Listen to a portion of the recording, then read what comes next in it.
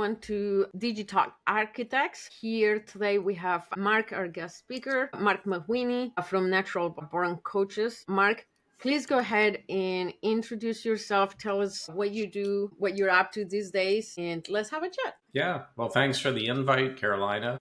Basically, since 2014, I've been in the coaching world, helping coaches get more clients and grow their businesses. So I just passed the 11-year mark from that, which is it's strange. It does not. Some days it feels like 5 years, other times it feels like 50, but it's been 11 years. And my big things. Well, 11 years is great.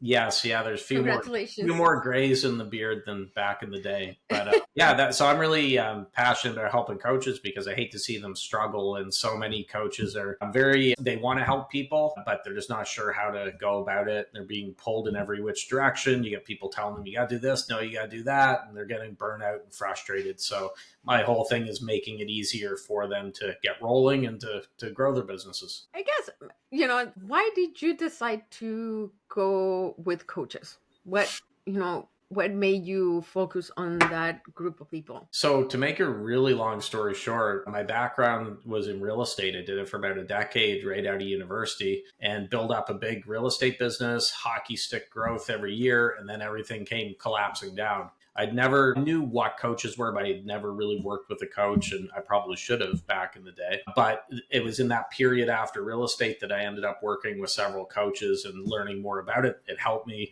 get through that dark time. And when I was ready to get back into business, I'm like, okay, what do I want to do? And I thought, wow, coaching would be a great business. You can do it from your laptop. You're not restricted by location. You could work for yourself. And I'm unemployable. I would go not to knock anyone if they're in a 9-to-5. If they're liking it, great. It's just I'm not structured that way. So when I first jumped in, I was very broad focused. I said I want to help any entrepreneurs, and I realize now that's way too in general. But what I discovered in those early days is I had most fun and best results with coaches as opposed to a few clients who weren't coaches. And it wasn't anything against those. They're great people, but I just seemed to gel with the coaches. And I said, you know what, I'm going to focus solely on this. And even to this day, I get any other people reaching out to me in a different industry, and I probably know a coach to refer them to, and I'll send them off, but I don't stray from my lane. I stick to coaches, and that's the way it's been for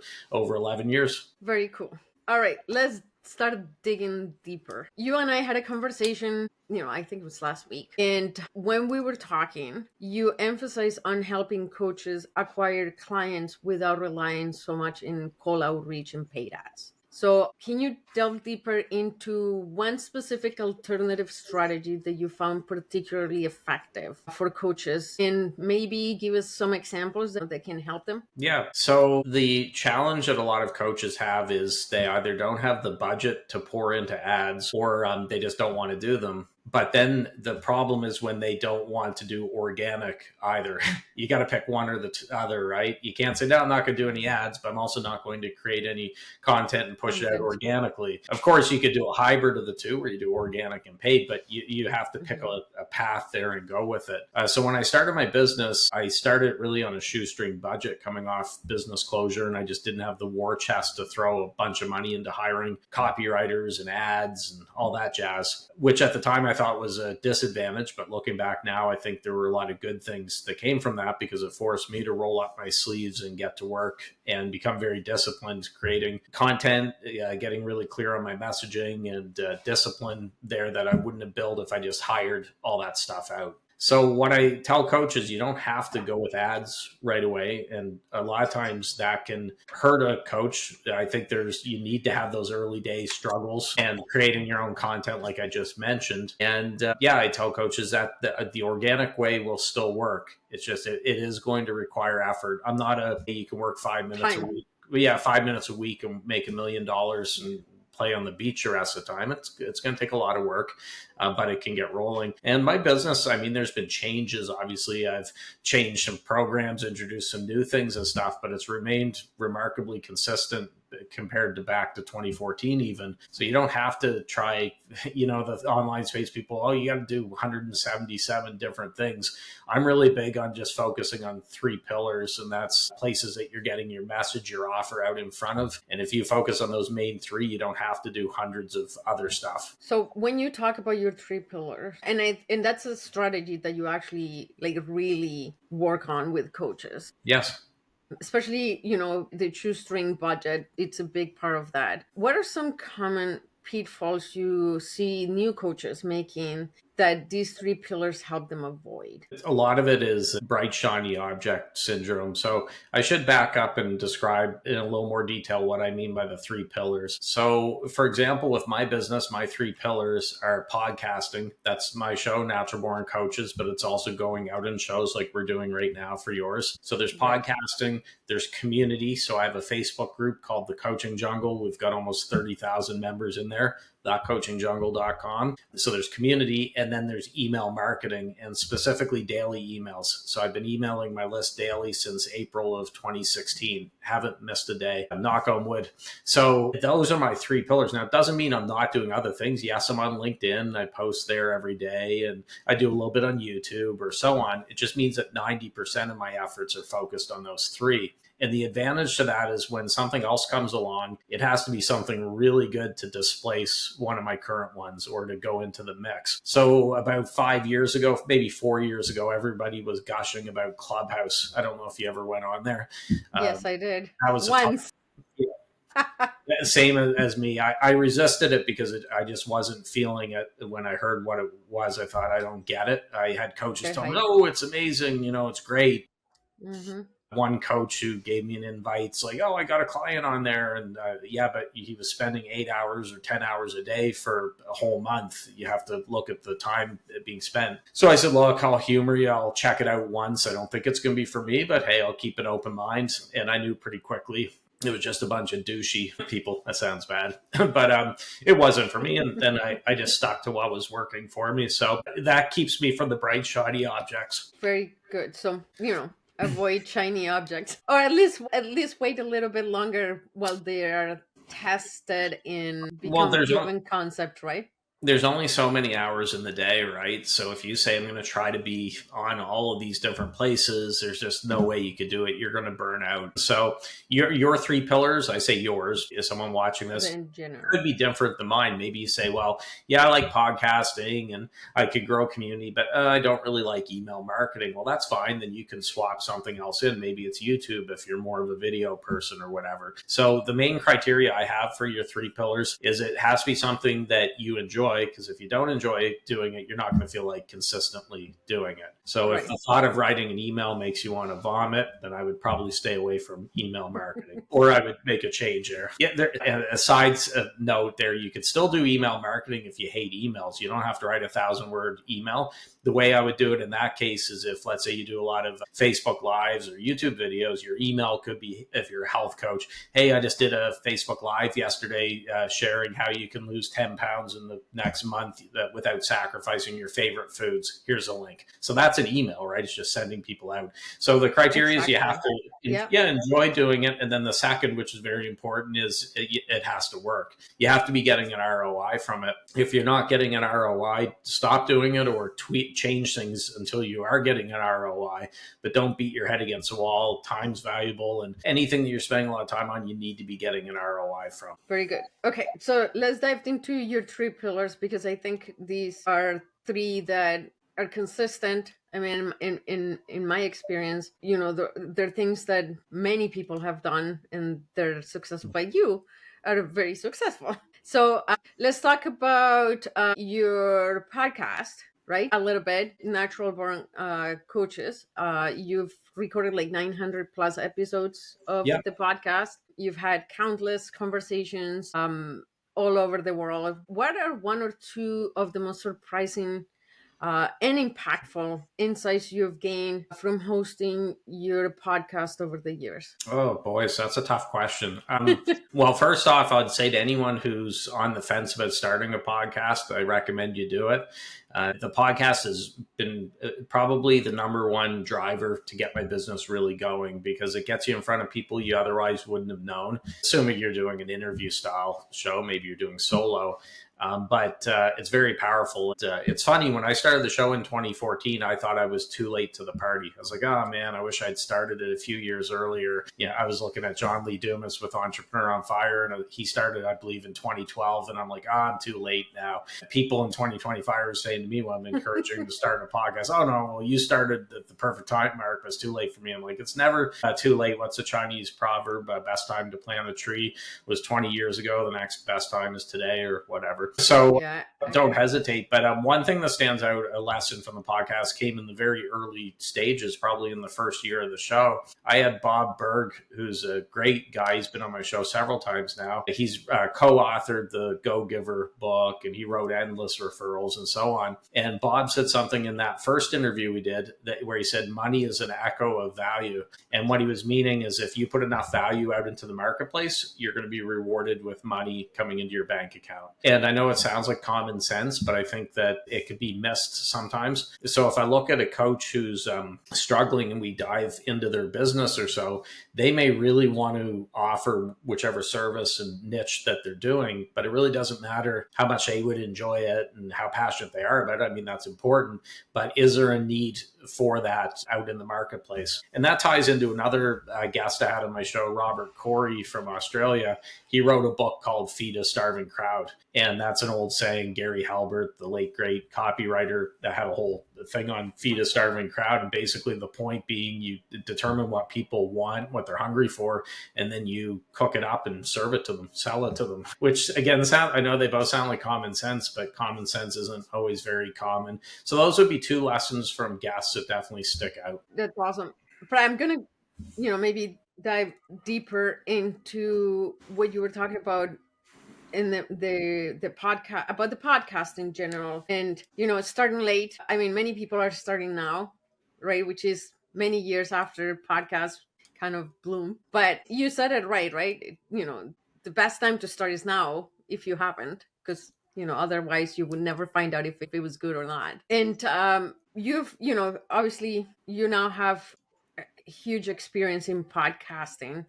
How has it impacted your business? Just that aspect of it, right? So I don't want to give the impression that you could just throw a podcast up and clients are going to come rushing in the first episode. And it's not like a magic money tree you're planting in your backyard. I've gotten clients from the show, obviously, but also a lot of joint venture partnerships because I have a JV campaign. One of the perks of that is they can get booked on the show, which my show's booked up really solid, but JV partners get preference to get on the show. So that's been both an important part of my business, clients, and then also joint venture partnerships. With my podcast, people say, well, how long did it take for you to get business from the show, from clients doing it? And I say 6 weeks roughly, which sounds quick, but keep in mind my podcast was a daily show for the first year. So those 6 weeks are about 42. Oh my goodness. That's about 42 episodes. So if my show had a normal frequency, it's been a weekly podcast for years now, but if it was a weekly podcast, it would have taken almost a year to get the first client directly from the show. Just it was condensed because it was a daily show with it. And that brings up an important point with your podcast is you can't just slap a podcast up, put it on Apple Podcasts, everywhere else to expect people to come in. You need to have a compelling offer as well that you're driving people to. So this is especially important nowadays. 10, 15 years ago, you could kind of get away with a general focused podcast, like a motivational podcast or something devoted to happiness or general entrepreneurship. You can't do it now because it's so flooded. There's so many more shows. And you also have every celebrity started a podcast now too. So it's, which is great. It brings podcasting out into the mainstream. More people know about it, but it's much different environment than in 2014 or even 2020 when it comes to podcasting. But you have to have that two sides of it. The show, you want to do the best possible, give value there for people, but then have a way to get them to open their wallets and hire you or invest in your services. All right. So let me ask you a question. If you were to give one piece of advice to anybody listening to us today, and that piece of advice is about, starting their podcast, what would that be? Like, if there was one thing that you would like emphasize the effort in, what would it be? Well, it's the same advice I give for anything, whether you're starting a YouTube channel, emailing your list, whatever, is I would say commit to doing it for X amount of time and I don't want to say that you're expecting not to monetize it. Say to yourself, for example, if you're starting a podcast, I don't care how many clients I get from it for the first 6 months, I'm going to just do it, put it out there the best I can. And I did that with my daily emails. I gave myself 30 days of emails. I said, Mark, you're not going to worry about if you're making $1 million from this or even $1 from the emails. You're just going to put them out and then reevaluate it after that time. I'm an optimist, but I'm a realistic optimist. So if you go into, say, podcasting or anything with online business, but we'll say podcast, if you go in that you're expecting to make a ton of money in the early days and then you don't, you're going to be deflated and you're going to be frustrated and think, oh, what am I doing wrong? And you're going to start to doubt yourself. If instead you say, I'm going to put out the best quality show product and then I'm going to commit to X amount of time for it, episodes, I think you're better served that way. Very good. So I can tell you from my point of view, and we help clients, we now produce podcasts, not just ours, but our clients. So that's part of our business. But when I started doing it, which, admittedly wasn't that, I thought about it for a long time, but didn't hit the record button until, not long ago. But for me now, it's when we connect the dots, the three pillars that you were talking about, I kind of want to do it a little bit where I can use my podcast to then branch into my other pillars. And so the way we are using it now is we have our podcast, but our podcast also now kind of a big part of what we want to put out for our content in other places, right? And I've always really liked the format of podcasting because it's an easy conversation. I'm not, sitting in front of a camera all by myself recording a bunch of content, which I've always, for a lot of people, it feel awkward, right? Well, this is easy, right? I'm just talking to somebody. And so that's what I keep telling the people I talk to. Think of it as, is going to enable you to create more content, right? Which you can then repurpose for other things, right? It can become, short videos. It can become a blog post right after you're done recording. It can become, a portion of your newsletter, your email newsletter, because now you're like, hey, like you said earlier, I just recorded this type of content. Go watch it, and hopefully you find something useful in that content. So it's a strategy that we're now using to help more people, not just podcast, but reuse that content to reach even more people, right? Yeah, I'm So really big on repackaging. So for me, podcasting, obviously, you could do things like I use Opus Clip, which yeah, for anyone who doesn't know is basically you feed your video, the link, YouTube or whatever for the interview. exactly. And within couple minutes it spits out 20 or whatever clips, and they're usually short 1 to 2 minute type ones, and it's really good with the AI for it doesn't just pick random parts of the interview, it picks the juicy stuff, I guess, or the good Yeah. content, and then you could do different things in there with emojis. It has the words and things, but right there when I do that, you hit one click of a button, shoots it out everywhere on social media. My daily Yeah. emails go to probably close to 10 places. My email goes onto my blog at naturalborncoaches.com. It goes to 3 places on Facebook, like the group. My personal fan page goes to LinkedIn. It goes to Twitter or X and so on. And that comes all from just one email. And that's what you have to be smart about it, instead of saying, okay, I'm going to create different. Now I do different content for different platforms, obviously, but wherever you Right. can repackage, and just, it's going to be much easier that way. You'll burn yourself out if you're trying to create content any other way. And I'm very big on batching too, by the way, like with emails or Just whatever. just think of the possibilities. Almost every platform now has video content, right? So these can pretty much be an easy way of reaching your audience in every one of those platforms without having to do separate content for each of them, right? So now these streamline your outreach without, back to our initial point of, growing without spending a significant amount of money, right, in acquisition. And now you're reaching people from different parts of your social media, your podcast. We're doing them in video, so that is not just going to social media, but it's also going to be in YouTube. So now you have another one, right? So it Yeah. just opens so many possibilities.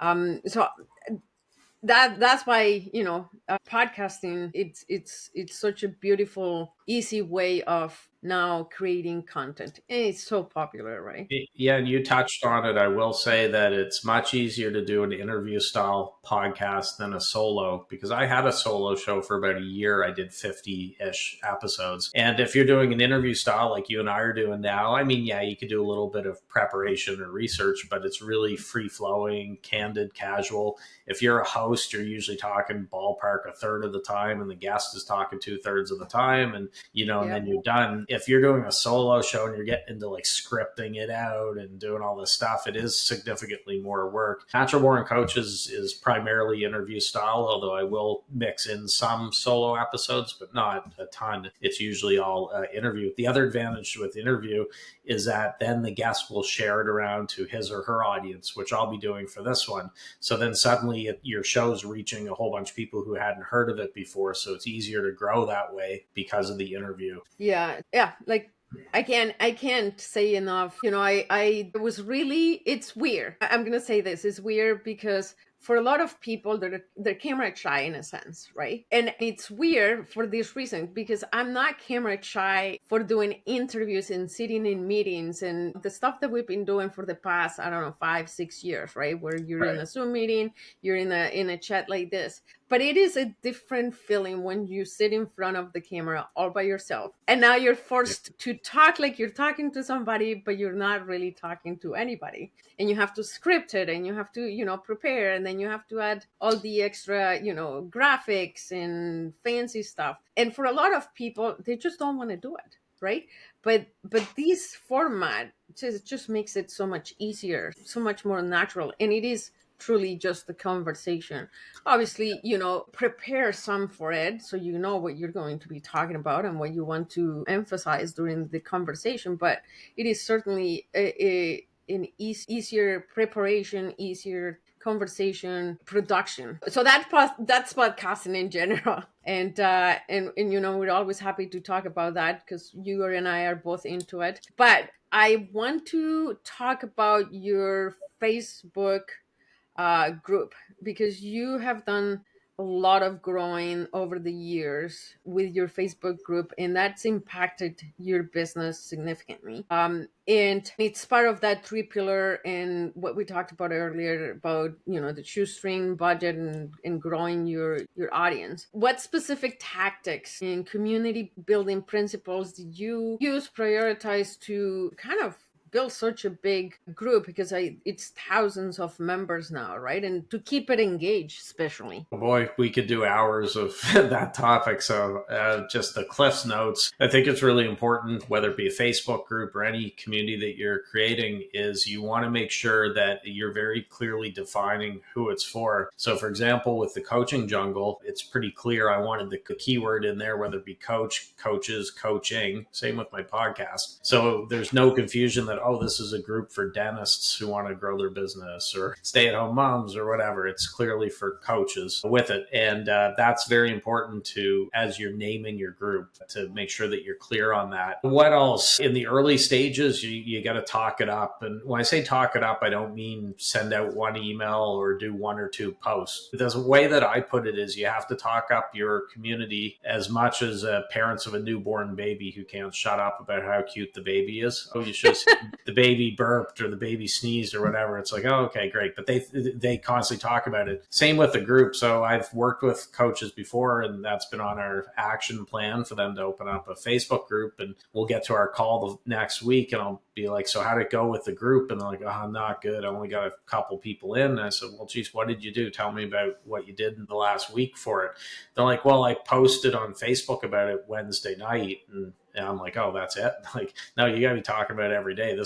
And you also have to explain why people should be in there, because everybody's in a whole bunch of communities, especially Facebook groups. There are hundreds of them, and there's millions and millions of groups. Why should they be taking their time and their energy going in there with it? So you need something a little bit different as a differentiation or incentive to get people to join the group. I mean, the way I would approach it if I were starting a new community in 2025 is I would probably have a really good resource or resources that you could only get by joining the group. It's exclusive in there. I would also line up, if you can, some interviews with, I say, big fish, and do them exclusively in the group. So you have to be in there to see it. So, for example, one of my friends he used to be on Tony Robbins' security detail, or one of his security guards. And then he got into the speaking, personal development game, and he opened up a Facebook group. And he had mentioned to me how he was going to get Tony on a podcast or something. And I said, well, why don't you do it in your group, but then make people have to join the group to see that interview? There's probably a lot of people that would do that in that case. So just think about some different things. Sorry? Yeah, they would join it just to see the interview with him, exclusive. Right? So you want it to feel like that. And that's one thing we've done with the Coaching Jungle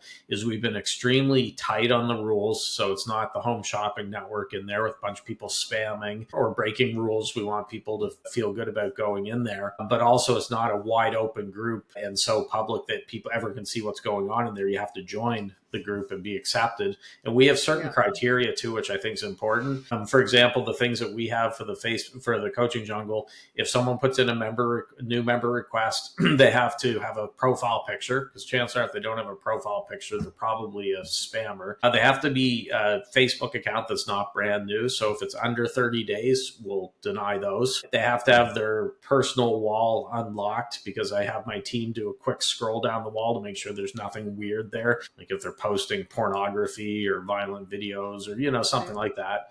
They can't be a member of too many groups. So if they're a member of over 500 groups, then we'll usually reject it.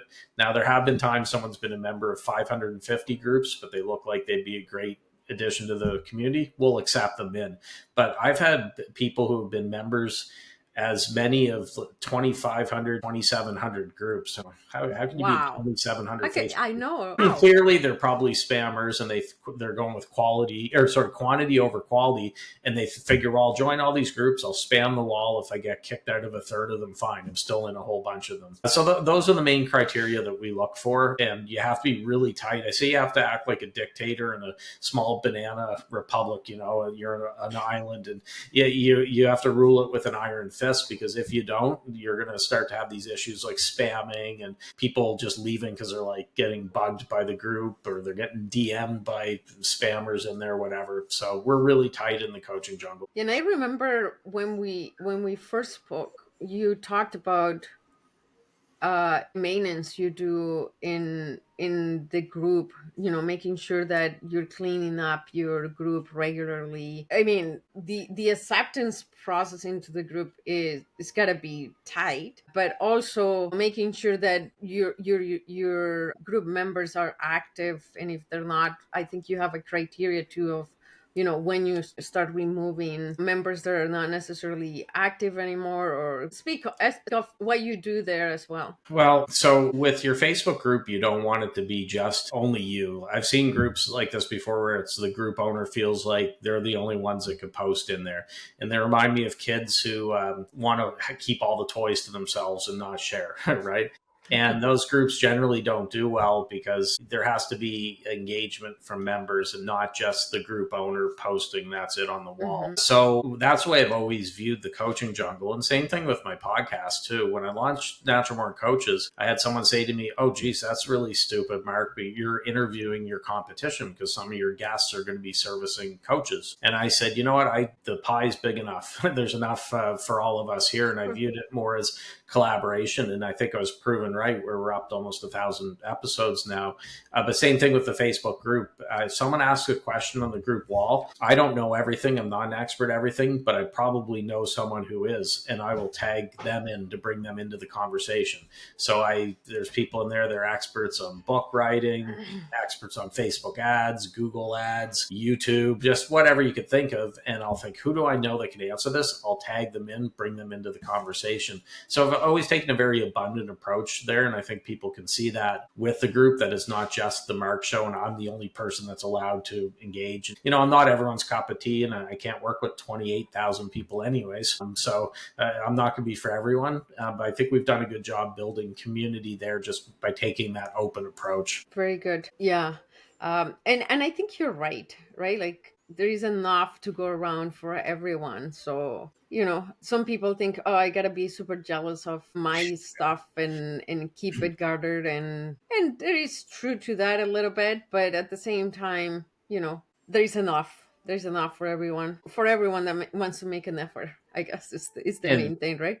For coaches, you have to remember that you don't need many clients to be successful as long as you're charging what you should be charging. So there's 8 billion people in the world. And if you have a handful of them, you've got a successful business. So that's why I always say, you got to take a very open approach. You never know which opportunities come along by taking that attitude. I remember there's a Facebook group owner years ago who, this was probably 2015, 2016-ish, is when Facebook, do you remember when they used to let you just dump people into your group, your Facebook friends? Like you didn't have to invite them. You could just literally dump them in. It was one of my biggest pet peeves online. So a guy that I kind of knew, he was a bit of an acquaintance, dumped me into his group. And so I didn't want to make a big deal about it. I'm like, not going to lose any sleep. But I figured I'm in his group. I'll do an intro post. I looked at the group rules. I'm very mindful. Don't want to break any rules there. And it was not a salesy post. Hey, everyone, I'm Marc. I have a podcast called Natural Born Coaches. Happy to be here, because it was a group for coaches.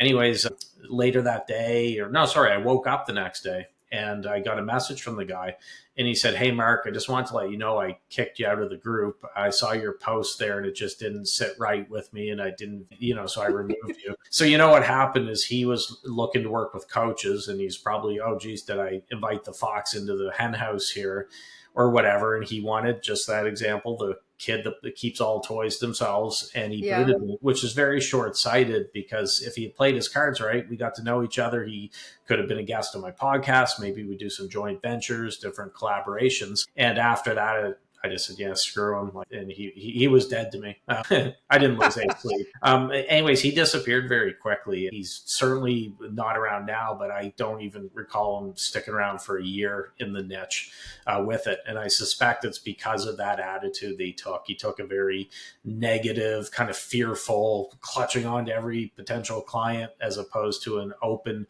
collaborative approach. And it hurt him. But anyways, that's his fault. Yeah. I want to touch on something, because I know you're big on it, and it's about pricing yourself accordingly, or pricing yourself right. You've talked about this before. We talked about it when we first talked. Please, give us your knowledge on the topic. Yeah, so the coaching world's difficult compared to if you're doing a service. So for example, my brother has been running a podcast editing company since 2015.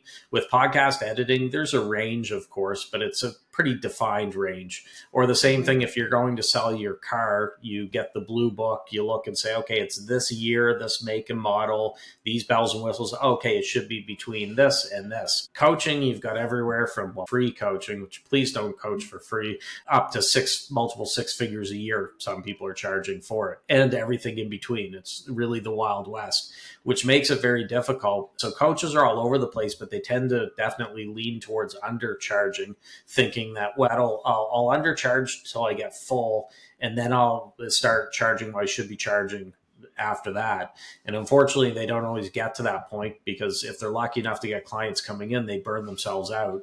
They're not the right type of clients. They don't have enough skin in the game. They just don't treat it serious. And the coach gets frustrated. And I say you can't coach on an empty stomach. So I'm really big on making sure that you're being compensated very well. For years, I had in the background of my office, not at this home, this was years ago, a picture of American $100 bills. You're Canadian, so I think you'll probably agree with me that our Canadian money, funny money, doesn't look as cool as the American hundreds. No, Yeah, it's we have weird the funny colors. money. We got toonies and loonies and weird Monopoly money. Anyways, so it was a bunch of the Benjamins $100 bills. And a coach said to me once, Mark, you probably shouldn't have that in the background for your calls and your interviews because someone might get the wrong idea and think you're greedy, you only care about money.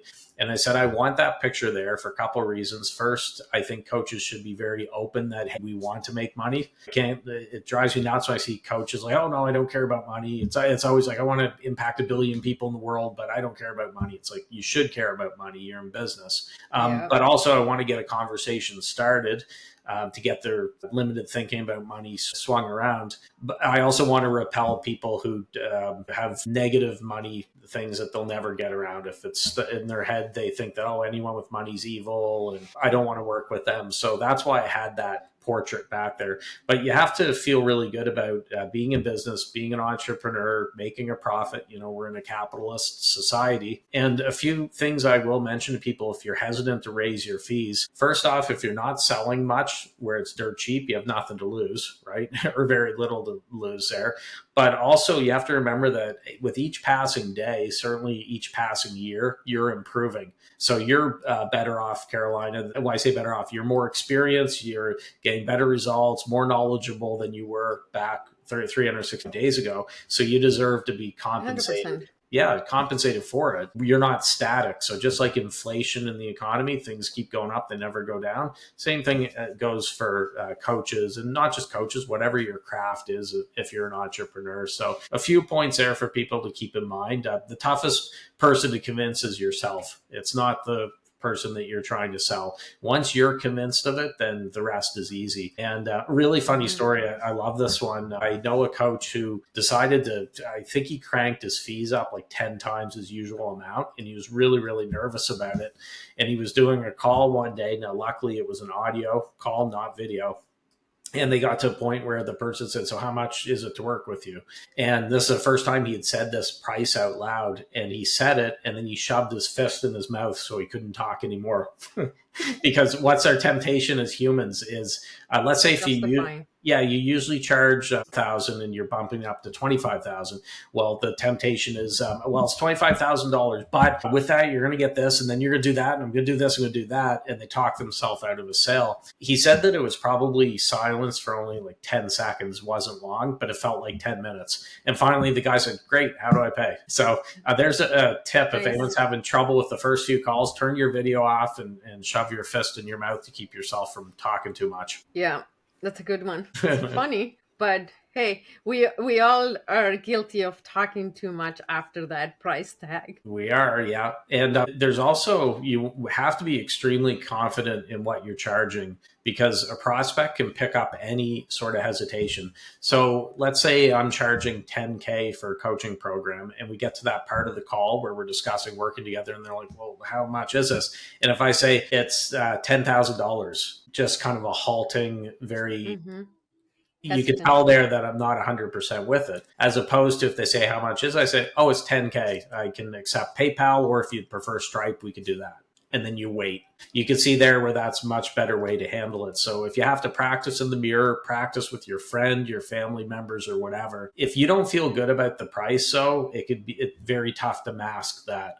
And that's why I say it's a balancing act, because you want to charge high enough that you're making being compensated well, making a good profit with it. Mm-hmm. So a good example is, let's say, I said, Carolina, I would love to have you as a client. I think I could really help you if you could give me year, I can do this, this, and this, and it's going to be $100 million for the year. I can shoot you my PayPal so you can pay. Let me know if you want to pay me $100 million. I'll get you the link. But I'm not feeling good about charging you $100 million for a year working together. Now it's a little different if I have like one of my main programs is a 5K program. I feel really good about that because it's helping coaches build a 6-figure business. Then they can rinse and repeat it multiple times. So even in the first year, they make 100K. Heck, if they make 50K even, they've made 10 times what they've invested in it. I feel good about that. But if I was charging, now I know 100 million is a little bit silly. So let's say if I was charging $1 million for that 5K program, I wouldn't be feeling the same way with it. So you just have to keep that in mind. You have to hit that sweet spot that you feel really good about it, but you're also pushing yourself to the point, your comfort level. You want to be very close to that. Yeah. I want to touch on one more thing before we get to the end of our time together, and is your email list. You've I don't know if you said it, but I'm gonna say you've sent an email daily for like a long time, years to be precise. I don't know how many years, but I know it's over 3,000, 3,300 days. Yeah. yeah. So a lot of email, right? And obviously you've mastered that one. As a person just starting out, coach or otherwise, right? Like we're talking email marketing, which applies to not just coaches, but pretty much any industry, right? What is the one actionable tip they can implement immediately to improve their email engagement? In your, with all your experience, what would you recommend? Take the filter off and don't be too corporate with which I see a lot of online entrepreneurs, especially ones who come from corporate America or whatever. They're used to guarding what they say because they don't want to get hauled into HR or whatever. And you see it with email marketers too, is that they're so afraid of losing a subscriber that they're like, so they keep it very bland and blah, and it puts people to sleep. And full disclosure, the first 2 years I did email before I started doing it daily, I was the exact same way. It would have been the perfect remedy if you had insomnia and you needed to get to sleep. Once I started doing daily, I also took the filter off. And now I'm not like the guy I learned from is Ben Settle. He got me into daily emails. Ben is, if I'm here for take the filter off, he's over here. He's kudos to him. The guy's bulletproof. I'm not quite like that, but I'm also not afraid to put out strong opinions. I have an email going out this week where I talk about Disney's flop, Snow White, the recent movie, and I tie it into a business lesson there. Some people might say, oh, gee, you don't want to talk about Snow White and how it flopped because it's woke or whatever. I'm like, no, it ties into the point of my email with it. So that's what I would say is have fun with it. The advantage if your email list isn't big yet is that you can take a few more chances and really develop your voice, as opposed to if, let's say you have a list that's 10,000 people now, you're a little bit more hesitant if you start taking the filter off because there's 10,000 potential sets of eyeballs seeing it. If you've got 15 or 30 people on your list and half them are your family members or friends, you might be a little more open to doing it. So I'd say take the filter off, have fun with the emails. Life's short. Don't be afraid. It's your business. Someone wants to unsubscribe. It's not the end of the world. That's one tip I'll also add in there is most email platforms, I know at least the one I use, which is Aweber, has it in their settings unless you change it, that if someone unsubscribes, you get notified. So I might get an email and say, Carolina has unsubscribed. And then it has a little box where you can put feedback. My recommendation is turn that setting off. It's going to drive you crazy. Because if I see, oh, geez, Carolina subscribed, was it this line that I said in this email today? Or maybe it's what I said yesterday. Was she offended that I said this or that? And it just gets into your head. You're going to drive yourself crazy. Turn that setting off. You don't need to be notified every time someone leaves. So with your experience, how much time in average do you spend creating your daily email? So I batch, and anyone who doesn't know, batching basically means that you take a block of time, let's say 3 hours on Friday afternoon, that's devoted just to email. And that's all you're working on. You're not switching tasks, because studies have shown when you're switching from task to task, you might think you're being more productive. It's taking you, I believe, 21 minutes to get back into a flow with the original thing that you were doing. Even if it's something as simple as, oh, I'll tap out a quick text over here on my phone, and then I'll get back to emails. So I batch write mine to get onto a roll. Last night, I wrote a week's worth of emails, 7 days. Now, when I started writing emails, it took longer for each one. Might have taken me an hour for when I first started. now in about 15 minutes, I can get an email pushed out or written and scheduled. The other thing that you can do if you write a lot of emails is this goes back to repurposing that we talked about. Sometimes I'll cheat and I'll take an email that I wrote back in 2017, 2019 or whatever, and I'll use it today. I may have to tweak a few things, but for the most part, a lot of my stuff is evergreen. And that means that the stuff that you do today, the emails that you write, future you in the year 2030 will thank you for it, because you're going to be able to dip back into the well and use some of the emails from today in the future. So that's why it's so important to get started. The sooner, the better. Let me ask you one more question, and this applies to pretty much everything we've talked about, but with a twist. Are you using AI in any part of your business, whether it's for writing or, I mean, I know we talked about Opus Clip for the podcasting clips, but aside from that, what else are you doing? How are you using it if you are? So I'm not as big on AI as other people are. I think, and AI is great, don't get me wrong, but I think it's dangerous if you view it as a crutch to say, create all your content. So I have warmed to it a little bit, where sometimes it's more to get the creative juices flowing. For example, I mentioned I wrote 7 emails last night. I put in the subject because I'm doing the same topic all week. It's the same call to action, but I said, hey, I'm doing a week-long email campaign about X. Can you give me some ideas for this? And that could get some creative juices flowing. What I don't do is, okay, copy and paste and then just put it in there, because people, well, if they've been reading my emails for years, they're going to say, yeah, it's AI or that's not Marc. I've developed certain acronyms, words, slang with my people, and I just write like I talk. So I once had a person, reached out to me, a subscriber, and said, hey, Marc, I really like your emails, but you said crap in yesterday's email, and that's not in the same energetic plane as mine. So can you clean up your language? She's kind of washing my mouth out with soap in a way. And I just said, hey, look, I write like I talk. If you're not cool with that, it's okay if you unsubscribe, but I'm not changing how I write. So with AI, I am playing around with a new tool. I spoke to a potential JV partner yesterday, and they gave me access to something really neat that they're doing. So I'm always open to trying different things, but I'm not on the 100% bandwagon that AI is going to create all of my content and do absolutely everything for me in my business. That makes sense. Very good. Well, Marc, thank you so much for spending these last, 40, 50 minutes with us. It was very entertaining, and I'm sure people will find it useful. Yeah. Hopefully. Thank you for coming out and speaking to us. Yeah, I appreciate the invite. I had a lot of fun. Like I mentioned, if anyone has any questions, shoot me a message. But yeah, I hope that people get value from it. Yeah, please tell us, how can people find you? Where? So the main hub is naturalborncoaches.com. That'll shoot you wherever you need to go. But naturalborncoaches.com. And then I mentioned the Facebook group is thecoachingjungle.com. Fantastic. Perfect. Thank you, Marc. We'll talk soon. Have a great rest of your day. Ditto.